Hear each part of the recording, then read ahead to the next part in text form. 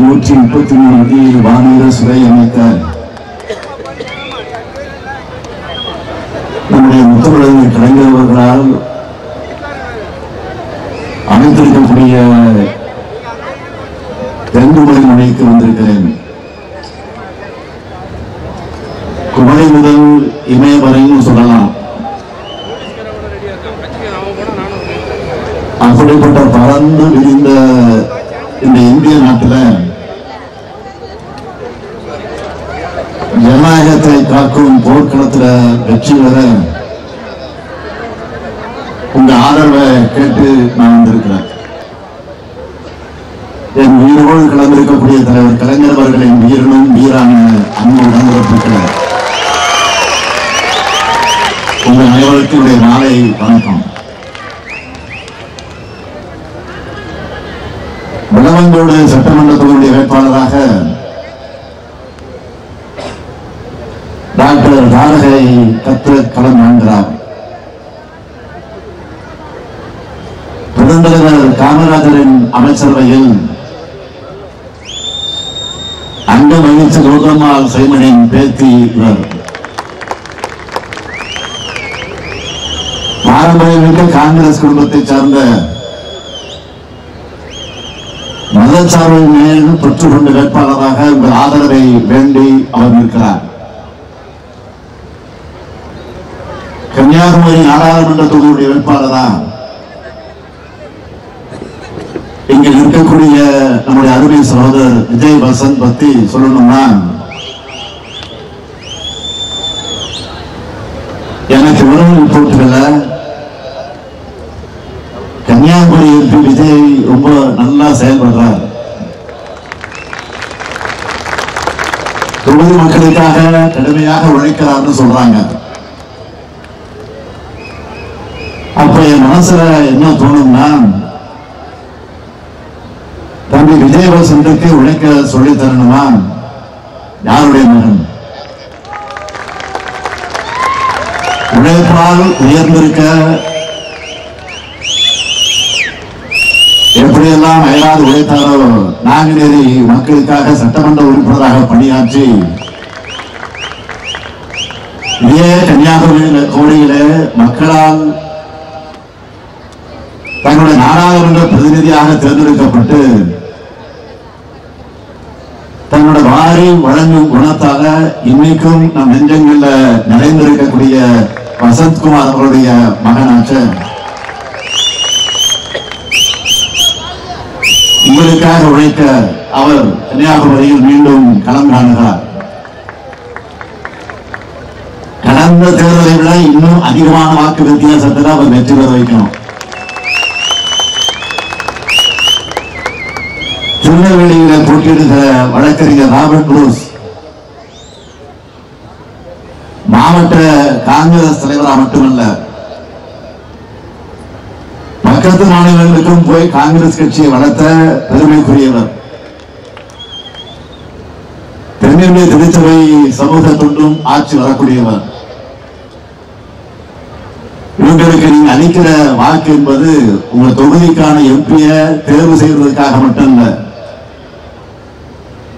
நீங்க அளிக்கிற வாக்குதான் இந்தியாவோட அடுத்த பிரதமரா ஒரு ஜனநாயகவாதியை வருவதை உறுதி செய்ய போகுது.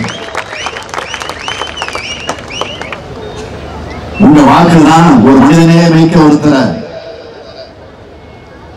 பிரதமர் பொறுப்புல உட்கார வைக்க போகுது. தமிழ்நாட்டை மதிக்கிற, தமிழர்களை வெறுக்காக ஒருவர் பிரதமர் ஆகணும்னா அது உங்க கையில தான் இருக்கு. அதுக்கு பிரதமர் நரேந்திர மோடிய தோற்கடித்தாகணும். மீண்டும் மோடி ஆட்சிக்கு வந்தா அமைதியான இந்தியா அமைதியான இந்தியாவாக மாறிடும். அதற்கு சமீபத்திய உதாரணம் மணிப்பூர் மாநிலத்தில் நடந்த கலவரம். அந்த மாநில மக்கள் என்னென்ன கஷ்டப்பட்டாங்க? சொந்த நாட்டிலேயே அகதிகள் மாதிரி வாழ்ந்தாங்க. நம்ம எம்பிக்கள் குழு போய் பார்த்தப்போ தாய்மார்கள் கதறினாங்க. முடியுமா? அதனால்தான் அழுத்தம் நிறுத்தமாக சொல்லுகிறேன், பாஜக மீண்டும் ஆட்சிக்கு வந்தா ஒரு தாய் மக்களா வாழுற ஒற்றுமையா வாழக்கூடிய இந்தியாவை வெறுப்பு விதைகளை தூவி நாசம் பண்ணிடுவாங்க. அத மனசுல வச்சு அமைதியான வளர்ச்சியை நோக்கிய இந்தியாவுக்காக நீங்க வாக்களிக்கணும்னு கேட்கத்தான் நான் வந்திருக்கேன். சில நாட்களுக்கு முன்னால குமரிக்கும் திருநெல்வேலிக்கும் பிரதமர் நரேந்திர மோடி வந்திருந்தார். எலெக்ஷன் வந்துருச்சுன்னு இப்ப அடிக்கடி வர வந்து போய் கொண்டிருக்கக்கூடிய பிரதமர் மோடி அவர்களே, வெள்ளம் வந்தப்போ எங்க இருந்தீங்க? 2 இயற்கை பேரிடர் அடுத்தடுத்து தமிழ்நாட்டோட வட மாவட்டங்களையும் தென் மாவட்டங்களையும் தாக்குச்சு. பிரதமர் மோடி அவர்களே, ஒரு பைசாவாவது கொடுத்தீங்களா? இல்லையே, இதுதான் தரல. ஓட்டு கேட்டு வந்தப்போ மக்களுக்கு ஆறுதல் வார்த்தையாவது சொன்னீங்களா? ஒன்றிய அரசு கிட்ட இருந்து நிதி வரலனாலும் மக்களுக்கு செய்ய வேண்டியதை, தர வேண்டியதை, உதவ வேண்டியதை உடனடியாக கொடுக்கணும்னு நாங்க செயல்பட்டோம். மாண்புமிகு அமைச்சர் நேரு, ஐபி, ஏவாவேலு, KKSSR, தங்கம் தென்னரசு, ராஜகண்ணப்பன், உதயநிதி ஸ்டாலின், கீராஜீவன், அனிதா ராதாகிருஷ்ணன், மூர்த்தி, மனோ தங்கராஜ் எல்லோரும் இங்க அனுப்பி வச்சோம். பாதிக்கப்பட்ட மக்களுக்கு சிகிச்சைகள் அளிக்க, தொற்று நோய் எதுவும் வராமல் தடுக்க மக்கள் நல்வாழ்வுத்துறை அமைச்சர் மாசு தலைமையில் 2500க்கு மேற்பட்ட மருத்துவ முகாம்கள் நடத்த உத்தரவிட்டார். அதேபோல் உழவர்களுடைய வாழ்வாதாரத்தை மீட்டெடுக்க வேளாண் துறை அமைச்சர் MRK பன்னீர்செல்வத்தை களத்திற்கு அனுப்பி வைத்தேன். தமிழ்நாட்டோட மொத்த அமைச்சர்களும் இங்க வந்து தங்கி நிவாரண பணிகளை ஈடுபட்டாங்க. மக்களோட மக்களா கூடவே இருந்து ஆறுதல் சொல்லி என்ன தேவைகள்னு கூடவே இருந்து வேண்டியதை செஞ்சு கொடுத்தாங்க. ஏன், நானும் டிசம்பர் மாதம் 21ஆம் தேதி தூத்துக்குடி, திருநெல்வேலி மாவட்டங்கள்ல வெள்ளத்தால கடுமையாக பாதிக்கப்பட்ட பகுதிகளை போய் பார்வையிட்டு நிவாரண உதவிகளை வழங்கினேன். கடந்த பிப்ரவரி 25 அன்று தூத்துக்குடி நடந்த நிகழ்ச்சியில திருநெல்வேலி மாவட்டத்தை சார்ந்த 38,614 பேருக்கு 118 கோடியே 87 லட்சம் ரூபாய்க்கு நலத்திட்ட உதவிகளை வழங்கின கைதான் இந்த கை.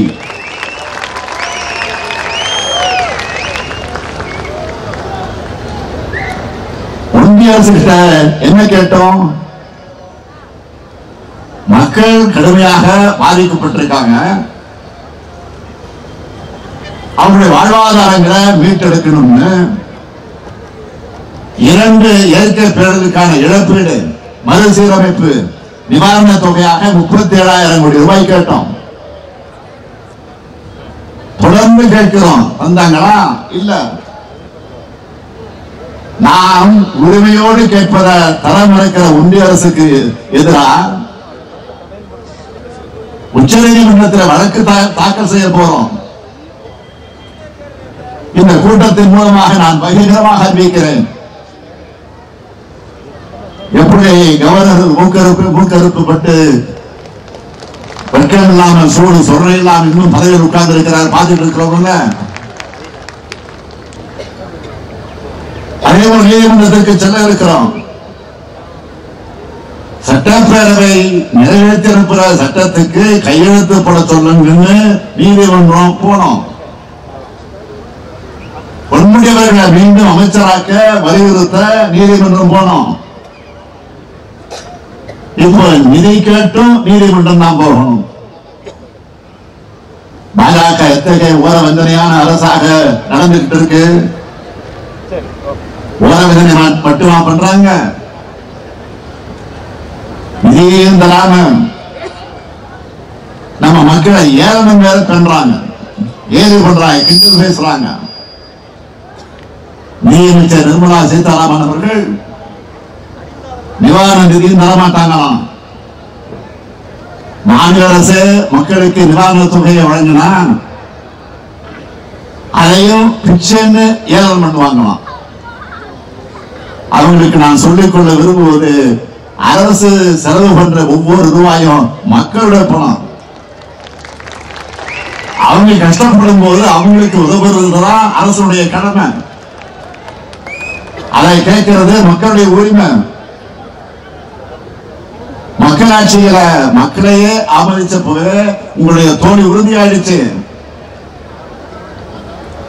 அம்மையார் அவர்களே, ஒரு முறையாவது மக்களை வந்து சந்திச்சு பாருங்க, அப்ப தெரியும் மக்கள் உங்களுக்கு என்ன பதில் வச்சிருக்காங்கன்னு. அதுக்கப்புறம் பிச்சைங்கிற வார்த்தையே உங்களுக்கு ஞாபகத்துக்கு வராது. ஆட்சி இருக்கு, பதவி இருக்குன்னு பாஜகவிட என்ன வேணும்னாலும் ஆணவமா பேசலாமா? அதுல ஒரு ஒன்றிய அமைச்சர் தமிழர்களை பிச்சைக்காரர்கள் சொன்னா,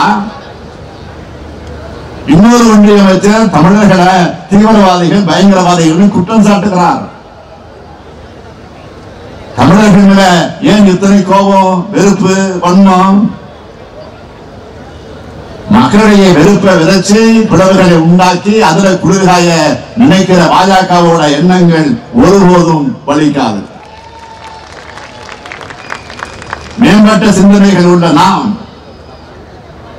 நம்மோட சகோதர சகோதரிகளுக்கு வழிகாட்டணும்.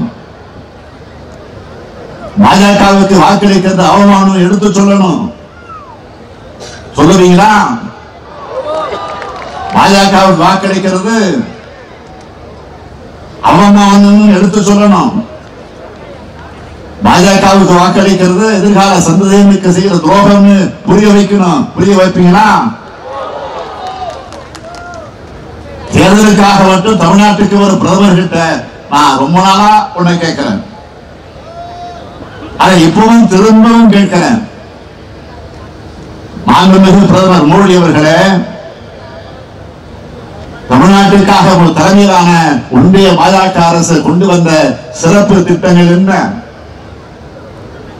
என் கேள்விக்கு என்ன பதில்? பதில் சொல்லுங்கள் பாரத பிரதமர் மோடி அவர்களே. தமிழ்நாட்டுக்கு ஒரு சிறப்பு திட்டத்தோட பேர் கூட சொல்ல முடியாம 10 ஆண்டு காலமாக என்ன சாதிச்சீங்க? ஆனா எங்க வரி பணத்துல ₹1 கொடுத்தா 29 பைசா தான் திரும்பி வருது. அதை கேட்கிறோமே, அதுக்காவது பதில் வச்சிருக்கீங்களா? இல்ல அதுக்கு வாயாலே விட சொல்லுவீங்களா? பிரதமர் மோடி அவர்களே, திராவிட முன்னேற்ற கழகம் ஒன்றியத்தில் ஆட்சி செஞ்ச கட்சி அல்ல, ஆனா ஆட்சிகள்ல பங்கேற்ற கட்சி. நாங்களே தமிழ்நாட்டுக்கு எவ்வளவு சிறப்பு திட்டங்களை கொண்டு வந்தோம் தெரியுமா? பட்டியல் போடட்டுமா? இந்திய அரசு செலவு செய்த திட்ட செலவுல 11 விழுக்காட்டு தமிழ்நாட்டு வளர்ச்சிக்கு கொண்டு வந்தோம். மிக முக்கியமான 69 திட்டங்களை நிறைவேற்றி காட்டணும். 2000 ஆண்டு இலக்கிய பெருமை கொண்ட தமிழ் மொழிய செம்மொழியாக்கும் பெருங்கனவு 100 ஆண்டுகளாக நம் தமிழர்களுக்கு கனவாகவே இருந்தது. அந்த கனவை நினைவாக்கி தந்தவர் தான் நம்முடைய முத்தமிழ் தலைவர் கலைஞர். செம்மொழி தமிழாய்வு மத்திய நிறுவனத்தை சென்னையில் அமைச்சோம். தமிழ்நாடு முழுக்க உள்ள நெடுஞ்சாலைகளை நம்ம கூட்டணி ஆட்சியில தான் 56,664 கோடி 21 லட்சம் ரூபாய் செலவுல செஞ்சு முடிச்சோம். உலகத்துல 470 கோடி ரூபாய் முதலீட்டுல தேசிய மோட்டார் வாகன சோதனை மற்றும் ஆராய்ச்சி மையம், 1553 கோடி ரூபாய் செலவுல சேலம் உருட்டாலை சர்வதேச அளவுக்கு உயர்வு, புதிய குளிர் உருட்டாலை உருவாக்கம், தாம்பரத்தில் தேசிய சித்த மருத்துவ ஆய்வு மையம், சேலத்தில் புதிய ரயில்வே கோட்டம், 1650 கோடி ரூபாய் செலவில் சென்னை துறைமுகம் மதுரவாயில் பறக்கும் சாலை, 2427 கோடி ரூபாய் செலவில் சேது சமுத்திர திட்டம், நெசவு தொழிலுக்கு இருந்த சென்ட் நீக்கம், 908 கோடி ரூபாய் செலவில் நெம்மேலி கல்லீரை குடிநீராக்கக்கூடிய திட்டம், அடக்குமுறை புடா சட்ட ரத்து, தமிழ்நாட்டில் இருக்க மீட்டர் கேஜ் ரயில் பாதைகள் அனைத்து அகல ரயில் பாதைகளாக மாற்றிட அனுமதி, 1228 கோடி ரூபாய் செலவில் 90 ரயில்வே மேம்பாலங்கள் கட்ட அனுமதி, சென்னை மாநகர மெட்ரோ ரயில் திட்டம், ஒகேனக்கல் கூட்டு குடிநீர் திட்டம், திருச்சி கோவை மதுரை விமான நிலையங்கள் விரிவாக்கம், சென்னைக்கு அருகே தேசிய கடல்சார் பல்கலைக்கழகம், திருவாரூர்ல மத்திய பல்கலைக்கழகம், கிண்டி கத்திப்பாரா கோயம்பேடு பாடியில மிகப்பெரிய மேம்பாலங்கள், கரூர் ஈரோடு சேலம் உயர் தொழில்நுட்ப தவளி பூங்கா, துறைமுக விரிவாக்க பணிகள், சரக்கு பெட்டக முனையங்கள், நீர்வழி போக்குவரத்து வசதிகள் போன்றவ அந்த காலகட்டத்தில் உருவாக்குச்சு. இன்னும் நிறைய இருக்கு. இவை அனைத்தும் ஒன்றிய அரசின் கூட்டணியில் தலைவர் கலைஞருடைய வழிகாட்டுதல்ல திமுக கொண்டு வந்த திட்டங்கள். இந்த மாதிரி பட்டியலிட்டு சொல்லுங்கன்னா நான் பிரதமரை மிகுந்த பணிவோடு கேட்கிறேன். அது உங்களால முடியல. ஏன்னா தமிழ்நாட்டையும் தமிழ்நாட்டு மக்களையும் உங்கள மாதிரி வெறுத்த வஞ்சித்த ஒரு பிரதமர் இந்திய வரலாற்றிலே இதுவரை கிடையாது. மாண்புமிகு மோடி அவர்களே, நீங்கள் வடிக்கிற கண்ணீரை உங்கள் கண்களை நம்பாது. அப்புறம் எப்படி தமிழ்நாட்டு மக்கள் உங்களை நம்புவாங்க? மதுரை எய்ம்ஸ் மருத்துவமனை அமையணும் அறிவிச்சீங்கள. நீங்க சொன்ன ஒரே ஒரு சிறப்பு திட்டம் அதுதான். அறிவிச்ச எத்தனை ஆண்டுகள் ஆகுது? 10 ஆண்டுகள் ஓடிடுச்சு. உங்க குஜராத் மாடல் நிர்வாகத்துக்கு அதுதான் எடுத்துக்காட்டு. ஆனால் திராவிட மாடல் நிர்வாகத்தோட எடுத்துக்காட்டுக்கு சொல்லவா? அதே மதுரையில நூலகம் அறிவிச்சோம், ஜல்லிக்கட்டு அரங்கம் அறிவிச்சோம், சென்னையில மருத்துவமனை அறிவிச்சோம். 3 ஆண்டுகளாக தான் ஆட்சியில் இருக்கிறோம். இன்னைக்கு மதுரையில கம்பீரமா கலைஞர் நூற்றாண்டு நூலகம், மாணவர்கள் அவர்களை அறிவு களமாக ஆக்குவதற்காக அங்கே செயல்பட்டுக் கொண்டிருக்கிறார். தமிழர்களுடைய பண்பாட்டு அடையாளமான ஜல்லிக்கட்டுக்காக கலைஞர் நூற்றாண்டு ஏறுதழுவுதல் அரங்கம் விடுக்கோடு காட்சியளிக்கிறது. பல்வேறு மக்கள் உடல்நலை காக்கக்கூடிய கலைஞர் நூற்றாண்டு உயர் சிறப்பு மருத்துவமனை சென்னையில் சிறப்பாக செயல்படுது. ஆனா உங்க எய்ம்ஸ் மருத்துவமனைய பூதக்கண்ணாடி வச்சு தேடினா கூட கண்டுபிடிக்க முடியல. அதனாலதான் தம்பி உதயநிதி ஸ்டாலின் அவர்கள் ஒரு செங்கல் எடுத்துக்கிட்டு ஒருவரா போய் காட்டிட்டு வர்றாரு. சமீபத்தில் கன்னியாகுமரிக்கு இந்த பிரதமர் மோடி ஒரு அபத்தமான குற்றச்சாட்டை வச்சிருக்காரு. இலங்கை கடற்படையால தமிழ்நாட்டு மீனவர்கள் தாக்கப்படுறதுக்கு திமுகவும் காங்கிரஸ் தான் காரணம்னு சொல்லி இருக்கிறார். நான் கேட்கிறேன், 10 வருஷமா யார் ஆட்சி நடந்துட்டு இருக்குப்பா? 10 வருஷமா திமுகவும் காங்கிரசுமா ஆட்சியில் இருக்கு. 3000க்கும் மேற்பட்ட மீனவர்கள் கைது பண்ண அந்த காட்சியை வேடிக்கை பார்த்தது உங்க ஆட்சி தான். தமிழ்நாட்டு மீனவர்களை தாக்கி கைது பண்ணி படகுகளை வலைகள் எல்லாம் பறிச்சு சித்திரவதை செய்கிறது இலங்கை கடற்படை. 56 இன்ச்சு இருமாப்போடு சொல்லிக்கிறீங்களா? தமிழ்நாட்டு மீனவர்கள் கைதை கண்டிக்க கருத்து நிறுத்த உங்களுக்கு ஏன் துணிச்சல் வரல? ஏன் தைரியம் இல்ல? இலங்கையை பார்த்து பயப்படுறீங்களா? நாங்க ஆட்சிக்கு வந்தா ஒரு மீனவர் கூட தாக்கப்பட மாட்டார்னு 2014ஆம் ஆண்டு பிரதமராகிறதுக்கு முன்ன இதே கன்னியாகுமரியில பேசுறீங்களா? அது மட்டுமா? அப்ப என்ன வேணாலும் சொன்னீங்க. தமிழ்நாடு மீனவர்கள் தாக்கப்படுவதற்கு அன்னை சோனியா காந்தி அவர்களும் அம்மையார் ஜெயலலிதா அவர்களும் தான் காரணம் சொன்னீங்க. 10 ஆண்டுகள் ஆகிடுச்சு. இப்ப பேர்களை மட்டும் மாத்தி திமுக காங்கிரஸ் தான் காரணம் சொல்றாரு. 10 ஆண்டு காலத்துல பிரதமர் மோடி எதுவும் செய்யல என்பதற்கு இப்படி ஒரு ஒப்புதலை அவரே தரான். 2014 இருந்து 2024க்குள்ள 10 ஆண்டுகள் தான் தமிழ்நாட்டு மீனவர்கள் மேல வரலாற்றிலே இல்லாத அளவுக்கு அதிக அளவிலான தாக்குதல். நாங்க எத்தனை கடிதம் எழுதியிருப்போம்? நம்முடைய எம்பிக்கள் எத்தனை முறை இதை பத்தி நாடாளுமன்றத்தில் பேசியிருப்பாங்க? இலங்கை மாதிரியான அண்டை நாட்டை பார்த்து இந்த அளவுக்கு பயப்படுகிற ஆட்சி நடத்துகிற பிரதமர் மோடி 10 ஆண்டுகளுக்கு முன்னாடி இருந்த காங்கிரஸ் ஆட்சியை குறை சொல்லிட்டு இருக்காரு. இன்னும் சொல்லணும்னா பிரதமர் மோடியோட முழு நேர வேலை என்ன தெரியுமா? இன்னைக்கு பண்டித நேருவை என்ன சொல்லி திட்டலாம், அன்னை சோனியா காந்தி அவர்களை எப்படி வசைபாட முடியலாம், நம்முடைய சகோதரர் ராகுல் காந்தியை பார்த்து பயப்படாத மாதிரி எப்படி நடித்து காட்டலாம். எல்லாத்துக்கும் மேல தேர்தலுக்கு ₹1 கூட செலவு பண்ண விடாம காங்கிரஸ் வங்கி கணக்கை முடக்கி பாஜக தேர்தல் பத்திர ஊழல் எப்படி நிறுவப்பலாம்.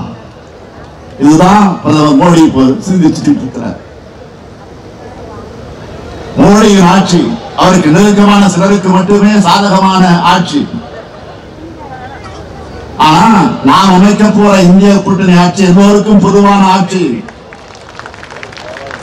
ஒரே மதம், ஒரே மொழி, ஒரே உணர்வு, ஒரே உணவு, ஒரே பண்பாடு, ஒரே தேர்வு, ஒரே தேர்தல், ஒரே வரின்னு ஒரே பல்லவியை பாடிக்கிட்டு இருக்கு பாஜக. இந்த பல்லவியை அனுமதிச்சா ஒரே ஒரு மனிதர் மன்னராக இருக்கிற ஆட்சியா இந்தியா மாற்றப்பட்டுவிடும்.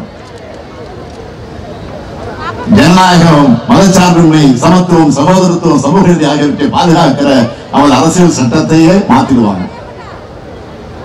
நாடு இப்படிப்பட்ட பேராபத்தில் சிக்கி தவிச்சுக்கிட்டு இருக்கு. ஆனா இதை பத்தி எந்த கவலையும் இல்லாம, எந்த கொள்கையும் இல்லாம வளைந்த முதுகோடு வலம் வர்றாரு யாரு? பழனிசாமி. பாலம் தாங்கி பழனிசாமி. நடக்கிறது நாடாளுமன்ற தேர்தல். 10 ஆண்டுகளா ஒன்றியத்தில் ஆட்சியில் இருந்து நாட்டை படுகொலையில் தள்ளியுள்ள பிரதமர் மோடி, பிரதமராக இருக்கக்கூடிய மோடி அவர்களை பற்றியோ பாஜக பற்றியோ கண்டிச்சு பேச பழனிசாமிக்கு தெம்பு இருக்கா? பழனிசாமி அவர்களே, உங்க கள்ள கூட்டணி கமல நாடகத்தில் கூட பாஜக எதிர்க்கிறதுக்கான துணிவு இல்லையா உங்களுக்கு? கேள்விக்குறி போல வளைந்திருப்பது அவமானத்துடைய அவமானம் இல்லையா? பாஜகவுக்கு எதிரான வாக்களை எப்படியாவது பிரிக்கணும்னு களமிறக்கப்பட்டிருக்கக்கூடிய மறைமுக பாஜக வேட்பாளர்கள் தான் பழனிசாமியால் களமிறக்கப்பட்டிருக்கக்கூடிய அதிமுக வேட்பாளர்கள். பழனிசாமி அவர்கள் தமிழ்நாட்டு மக்கள் மட்டுமல்ல, அதிமுக தொண்டர்களும் செல்வாக்கு இழந்து விட்டார். சிறுபான்மை மக்களுக்கு எதிரான குடியுரிமை திருத்த சட்டத்தை நாடாளுமன்றத்தில் ஆதரிச்சு வாக்களிச்சு குடியுரிமை திருத்த சட்ட திருத்தத்துக்கு எதிராக திமுக சார்பில் நாங்க 1 கோடி பேரிடம் கையெழுத்து வாங்க இயக்கத்தை நடத்துறப்போ எந்த முஸ்லீம் பாதிக்கப்பட்டார்னு பாஜக டப்பிங் வாய்ஸா பேசினவர் தான் பழனிசாமி. இப்ப பாஜகவோட கதை, திரைக்கதை, வசனம், டைரக்ஷன்ல தனியா போட்டி போடுற கவலை நாடகத்தை நடத்திட்டு இருக்கிறார். நேற்று பழனிசாமி திருச்சியில பேசினார். அப்படி பேசுறப்ப பாஜக விமர்சிச்ச வாயிலிருந்து ஒரு வார்த்தையாவது வந்துச்சா? இதுதான் கள்ள கூட்டணி. பாஜகவை விமர்சிக்காம, எதிர்க்காம தமிழ்நாட்டை நாசப்படுத்த துணை போகக்கூடிய பழனிசாமி என்ன சொன்னா தெரியுமா? ஒற்றை விரலால் ஓங்கி அடிப்போம் அப்படின்னு சபதம் வைக்கிறார். தன்னோட விரல்கால தமிழ்நாட்டு மக்களின் கண்ணை குத்திய பழனிசாமி எடுப்பது சபதம் இல்ல, வெற்று சவாலால். மாவீரர் பூலித்தேவனும் வீரபாண்டிய கட்டபொம்மனும் மருதூர் பாண்டியர்களும் சுந்தரலிங்கமும் கப்பலோட்டை தமிழர் வாவு சிதம்பரனாரும் மகாகவி பாரதியாரும் போராடி பெற்ற விடுதலையால் உருவான நாட்டில் சர்வாதிகாரி ஆட்சியை தலை தூக்க நாம் அனுமதிக்க விடலாமா? கேட்கிறவங்களாம் பார்த்து கேட்க அனுமதிக்க விடலாமா? ஐயா வைகுண்டர் கவிமணி தேசிய விநாயகம் பிள்ளை நாமக்கல் கவிஞர் ராமலிங்கனார் மாஸ்டர் நேசமணி பெருந்தலைவர் காமராஜர் போன்ற ஒப்பற்ற தியாகிகள் பிறந்த நம் மண்ணுக்கு ஒரு வரலாறு இருக்கு, ஒரு பண்பாடு இருக்கு. எப்படிப்பட்ட அடிமைத்தனங்கள் இருந்து நாம மீண்டு வந்திருக்கிறோம்னு ஒருபோதும் நாம் மறக்கக்கூடாது. உங்க ஆதரவோடு 2.5 ஆண்டுகளுக்கு முன்பு முதலமைச்சரான நான் உங்களுக்காக செஞ்சு கொடுத்த சாதனைகளை, திருட்டி கொடுத்த திட்டங்களை இந்தியாவோட பல்வேறு மாநிலங்கள் இப்ப பின்பற்றிக்கிட்டு இருக்கு. சிறப்பான திட்டங்களை இந்தியா முழுமைக்கு அமல்படுத்த இந்தியா கூட்டணி வெற்றி பெறணும். எல்லாருக்கும் எல்லாம் நம்ம திராவிட மாடல் அரசோட பார்முலா. கடைகோடிகளுக்கு ஒவ்வொரு மனிதனுடைய முகத்திலே மகிழ்ச்சியை கொண்டு வரணும். இதுதான் நம்முடைய இலக்கு. கொரோனாவால வாழ்வாதாரம் பாதிக்கப்பட்ட மக்களுக்கு ஆட்சிக்கு வந்த உடனே வழங்கிய 4000 ரூபாய் மக்களுக்கு எவ்வளவு உதவிகரமா இருந்துச்சு, எவ்வளவு மகிழ்ச்சியை தந்துச்சு. அதுக்கு இந்த கன்னியாகுமரியை விட பெரிய எடுத்துக்காட்டு வேற ஒன்றும் சொல்ல வேண்டிய அவசியம் இல்லை. அது என்னன்னு கேட்டா, அந்த மகிழ்ச்சியான செய்தி என்னன்னு கேட்டீங்கன்னா, நாகர்கோவில் பகுதியை சார்ந்த ஒரு மூதாட்டி வேலம்மாள் பாட்டி முகத்திர புன்னகையோடு வெளிப்பட்டுச்சு. அந்த புன்னகை தமிழ்நாட்டில் இருக்கிற அத்தனை குடும்பங்களையும் இருந்தால்தான் வேலம்மாள் பாட்டியோட போட்டோ வைரல் ஆச்சு. மறந்துருக்க மாட்டீங்க. அது மட்டுமா, கோடிக்கணக்கான தாய்மார்கள் முகத்திலையும் புன்னகையும் கோடிக்கணக்கான தமிழ்நாட்டு குடும்பங்களை மகிழ்ச்சியை ஏற்படுத்துகிற திட்டங்களை செயல்படுத்திட்டு இருக்கோம். எங்க அண்ணன் ஸ்டாலின் கொடுக்கிற தாய் வீட்டு சீர் இருக்குன்னு மாநிலம் முழுக்க 1 கோடிய 17 லட்சம் சகோதரிகள் உரிமையோடும் பாசத்தோடு சொல்றாங்க. கலைஞர் மகளிர் உரிமை திட்டம், வெறும் வயத்தோட குழந்தைகளை பள்ளிக்கு வரக்கூடாது, குழந்தைங்க நலமாக இருந்தாதான் நாடு பலமாக இருக்கும்னு பெருந்தலைவர் காமராஜர் அவர்கள் தொடங்கின மதிய உணவு திட்டம் ஒன்று நமது ஆட்சியில் நாள்தோறும் 16 லட்சம் குழந்தைகள் காலை உணவு திட்டத்தில் சாப்பிடுறாங்க. தமிழ்நாட்டு மாணவர்கள் திறன்மிக்க இளைஞர்களாக உருவாகணும். உலகம் முழுக்க தமிழர்கள் அறிவாற்றலால் வெல்ல வேண்டும் என நாம் உருவாக்கி இருக்கக்கூடிய திட்டம் தான் நான் முதல்வன் திட்டம். 28 லட்சம் இளைஞர்கள் இதுவரைக்கும் பயனடைந்திருக்காங்க. மகளிர் படிக்க போகணுமா, வேலைக்கு போகணுமா, உறவினர்களை சந்திக்க போகணுமா, பேருந்துல கட்டணம் கிடையாது. அதுதான் 445 கோடி முறை மகளிர் பயணங்கள் மேற்கொண்ட விடியல் பயணம் திட்டம். பெண் பிள்ளைகள் அரசு பள்ளியில படிச்சுட்டு உயர்கல்விக்கு போறாங்களா, மாசம் 1000 ரூபாய் வழங்கக்கூடிய புதுமை பெண் திட்டம். வேலைக்காக வெளியூர்ல இருந்து இருக்கக்கூடிய பெண்கள் பாதுகாப்பாக தங்க தோழி விடுதி திட்டம். நம்மளோட திட்டங்கள் பயனாளிகளுடைய முறையை போய் சேர்வதை உறுதி செய்ய சமீபத்தில் தொடங்கின நீங்கள் நலமா திட்டம். இப்படியான நம்முடைய திராவிட மாடல் திட்டங்கள் இந்தியா முழுக்க விரிவுபடுத்த நமக்கு கிடைச்சிருக்கக்கூடிய வாய்ப்பு தான் இந்த நாடாளுமன்றத்துடைய தேர்தல் களம். ஒட்டுமொத்த இந்தியாவுக்கான வாக்குறுதிகளை தேர்தல் அறிக்கையாக வழங்கி இருக்கிறோம். நாளை ஒன்றியத்திலே இந்தியா கூட்டணி அமைஞ்சதும் சாதனையா மாற போற அந்த வாக்குறுதிகளை சிலவற்றை மட்டும், சில செய்திகள் மட்டும் நான் தலைப்புச் செய்தியா சொல்ல விரும்புறேன். 10 ஆண்டுகளா சாமானிய மக்கள் எவ்வளவு கஷ்டப்படுவாங்கன்னு கொஞ்சமும் நினைச்சு பார்க்காம மக்கள் விரோத பாஜக அரசால் தொடர்ந்த உயர்த்தப்பட்ட பெட்ரோல், டீசல், கேஸ் விலை குறைக்கப்படும். சிறுபான்மையின மக்களுக்கு எதிரான சட்டங்கள் முழுமையாக ரத்து செய்யப்படும். தேசிய நெடுஞ்சாலைகள் இருக்கிற சுங்க சாவடிகள் முற்றிலுமாக அகற்றப்படும். மகாத்மா காந்தி தேசிய ஊரக வேலைவாய்ப்பு திட்டத்தோட வேலை நாட்கள் 100 நாட்களாகவும் ஊதிய 400 ரூபாயாக உயர்த்தப்படும். உணர்வின் முற்றங்கள் கட்டுதல் போன்ற மீனவர்களுக்கு தேவையான தொழில் கட்டமைப்பு பணிகள் மகாத்மா காந்தி தேசிய ஊரக வேலைவாய்ப்பு திட்டத்தின் கீழ் மேற்கொள்ளப்படும். பாரம்பரிய மீனவ சமுதாய மக்கள் பழங்குடியினர் பட்டியலில் சேர்க்கப்படுவாங்க. தேசிய மீனவர் ஆணையம் அமைக்கப்படும். ஆழ்கடல் மீன்பிடிக்க கொள்கையை உருவாக்க அமைக்கப்பட்ட மீனாகுமரி குழுவின் அறிக்கை கைவிடப்படும். மீன்பிடி தடை காலங்களில் மீனவர்களுக்கு மாற்று பொருளாதார வேலை வாய்ப்புகளை உருவாக்க மீனவர் குடும்ப உறுப்பினர்களுக்கு, குறிப்பா பெண்கள் மற்றும் இளைஞர்களுக்கு மீன்களை பதப்படுத்துதல், மீன் வளர்ப்பு, மீன் தீவனம் தயாரித்தல் மற்றும் சந்தைப்படுத்துதல் உள்ளிட்ட பயிற்சிகள் வழங்கப்படும். மீனவ சமுதாய மக்கள் அவசர காலத்தில் பாதுகாக்க ஹெலிகாப்டர் தளம் தேவையான இடங்கள் அமைக்கப்படும். புதிய கல்விக் கொள்கை ரத்து. ஒன்றிய அரசு பணிகளுக்கு தமிழிலே தேர்வு. உலக பொதுமொழியான திருக்குறள் தேசிய நூலாக அறிவிக்கப்படும். இது மட்டுமல்ல, திருநெல்வேலியை தலைமையிடமாக கொண்டு திருநெல்வேலி, தென்காசி, தூத்துக்குடி, கன்னியாகுமரி மாவட்டங்களை உள்ளடக்கின புதிய ரயில்வே கோட்டம் அமைக்க ஆவணம் செய்யப்படும்.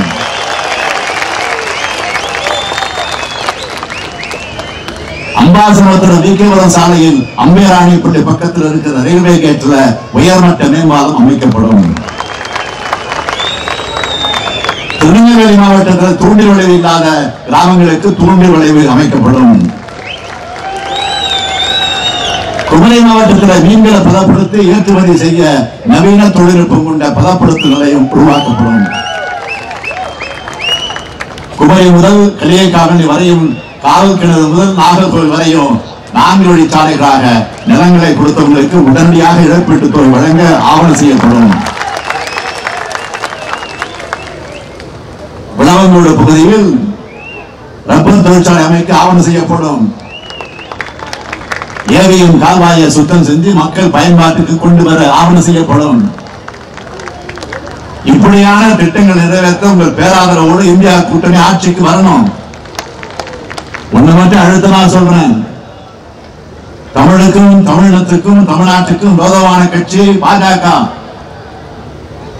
பாஜகவுக்கு அளித்த வாக்கு தமிழ்நாட்டின் வளர்ச்சிக்கு வைக்கக்கூடிய வேட்டு. அதை மட்டும் மறந்துடாதீங்க.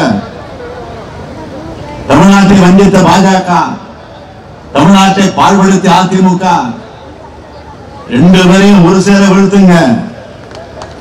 தயாராயிட்டீங்களா? கன்னியாகுமரி நாடாளுமன்ற தொகுதியுடைய காங்கிரஸ் கட்சியுடைய வேட்பாளர் விஜய் வசந்த் அவர்களுக்கும், திருநெல்வேலி நாடாளுமன்றத்தினுடைய காங்கிரஸ் வேட்பாளர் ராகுல் புரூஸ் அவர்களுக்கும் கை சின்னத்தில் வாக்களிக்குமாறு உங்க எல்லோரையும் நான் கேட்டுக்கிறேன். இந்தியாவுடைய எல்லையை தொடங்கும் நம் குமரி முனை இந்தியாவுக்கு கைகாட்டியாக வழிகாட்டட்டும்.